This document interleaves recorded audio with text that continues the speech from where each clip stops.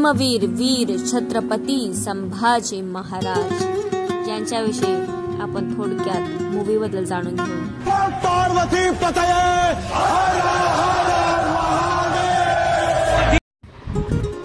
Hello, नमस्कार, मी प्रणाली कदम। आपल्या YouTube चॅनल मध्ये तुम्हा सगळ्यांचे खूप खूप स्वागत आहे। तर आता जसं तुम्ही बघितला आहातच, तर आपल्या आजच्या विषयात आहे धर्मवीर श्री छत्रपती संभाजी महाराज यांचा।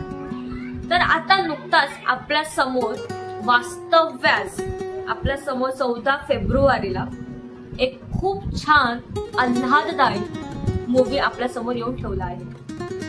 दिग्दर्शकाचं नाव तर मला आता आठवत नाहीये, पण ज्या दोन कलाकारांनी एवढा छान अभिनय केलेला आहे त्यांचं नाव म्हणजे विकी कौशल आणि सेकंड म्हणजे रश्मिका।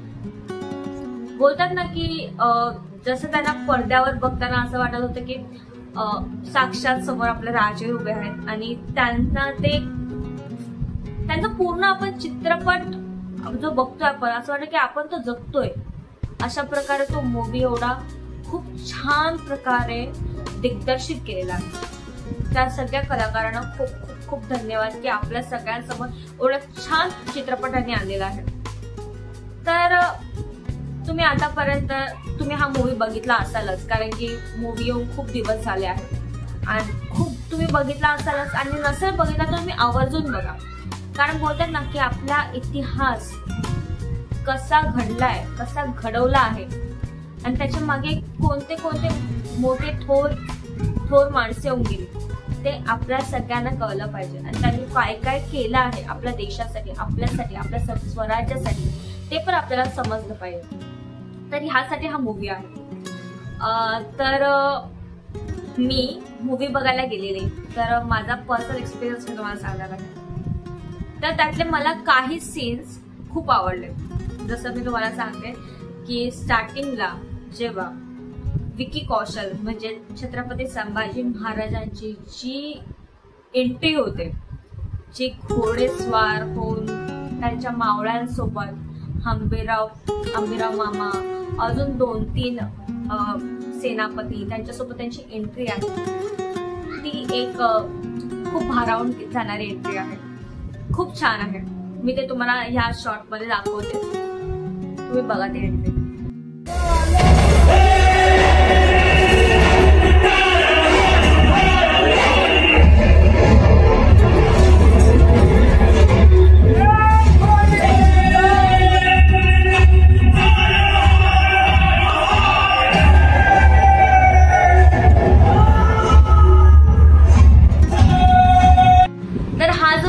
तुम्हाला बघितलाय तर तो हा मला पर्सनली खूप आवडला, बिकॉज ज्या पद्धतीने ते मुघलांच्या छावणीत गेले आणि ज्या त्यांचा चेहरा बघितला, त्यांच्या चेहऱ्यावरती एवढं तेज, बोलतात ना की असं भगोरी संघावरती काटा येत होता। आता मला बोलताना पण एकदम वेगळंच फील होतंय।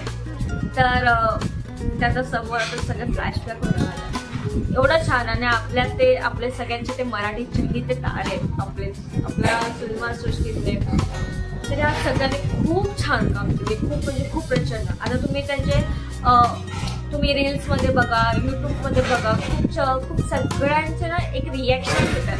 काही लहान पोरी तिकडे रडतात, खूप इमोशन्स होतात, काही जण येऊन सिनेमा सृष्टीत गर्जना करतात, शिवगर्जना करतात।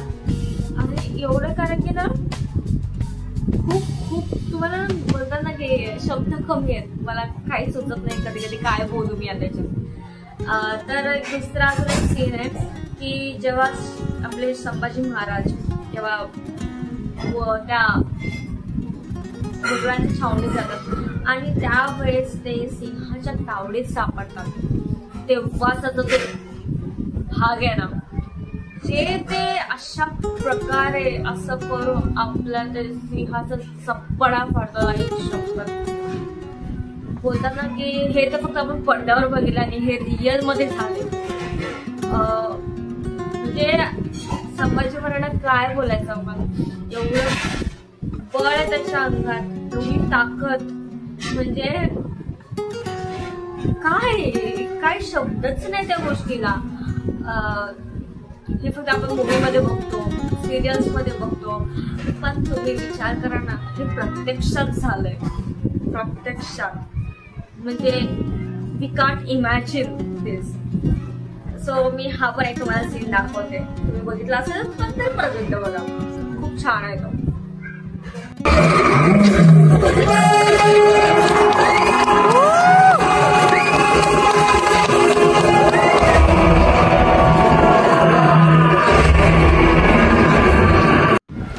तर आता मी तुम्हाला सांगते, ज्या प्रकारे माझ्या माहितीनुसार म्हणजे थोडंफार माझं वाचण्यात आलंय सतत,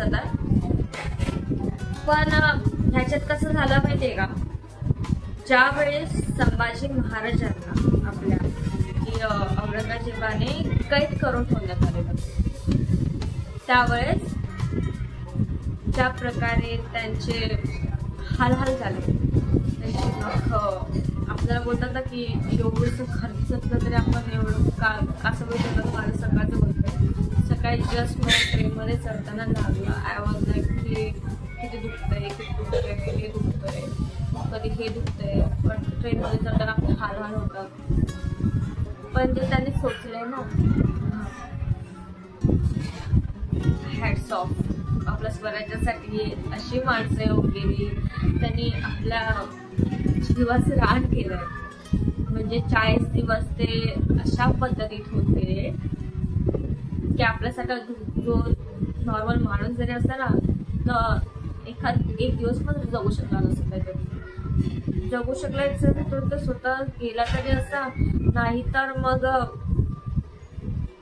वतनदारी आणि गुलामी स्वीकारली असते, खरं सांगते. कारण की जे आपल्या महाराजांनी आपल्यासाठी करून ठेवलंय ना, ते मला नाही वाटत की त्याच्यानंतर कोणत्या राजाने करून ठेवलं आपल्यासाठी.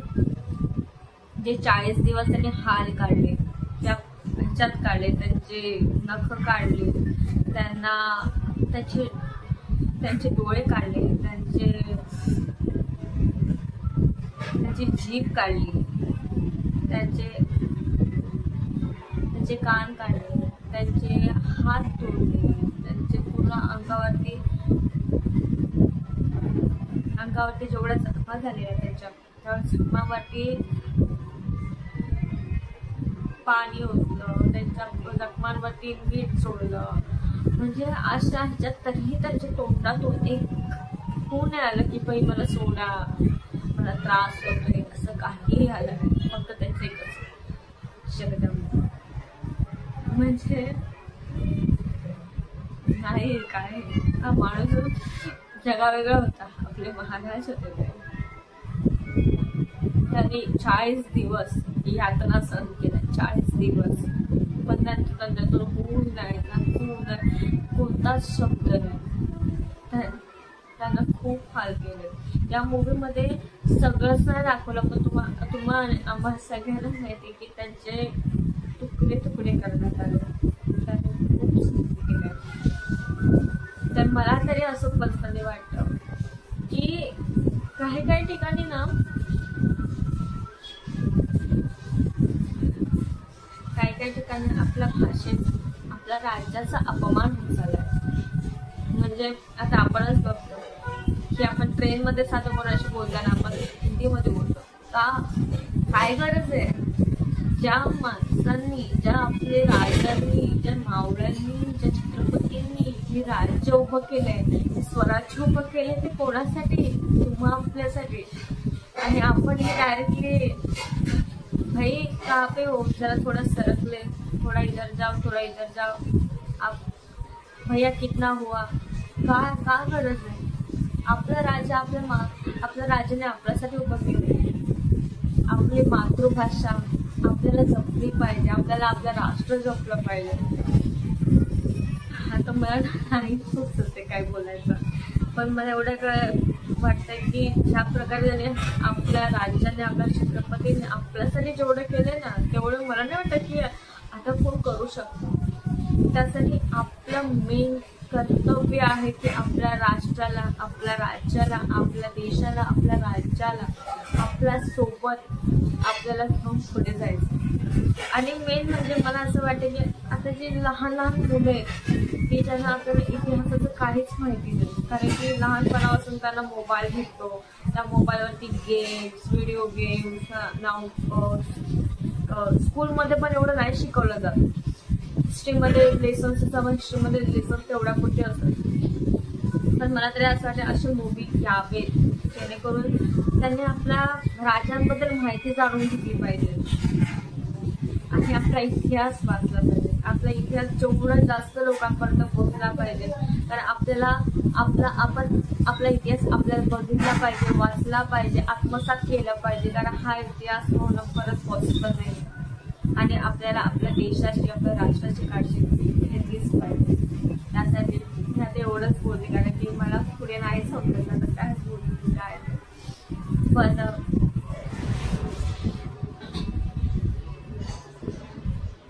हर हर महादेव, जय श्री शंभूराजे.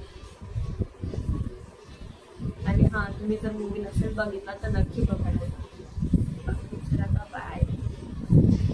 तुम्हाला ही व्हिडिओ कशी वाटली हे मला नक्की सांगा. तोपर्यंत चला, बाय बाय.